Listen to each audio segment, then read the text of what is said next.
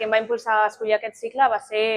que m'agrada molt la cuina des de ben petita i m'agradaria dedicar-m'hi i aquí s'estudien bastants aspectes d'aquests. Els aspectes més interessants que trobo és que pots treballar des de la cuina amb més facilitat i també pots estudiar com coses més de números, com el que és recursos humans, contractes i de més. La meva experiència a Sant Ignasi ha sigut molt bona, molt acollidora per part dels professors i alumnes i la veritat és que ho recomano a tothom. Una gran experiència que agraeixo molt a Sant Ignasi és una oportunitat que vaig tenir de poder participar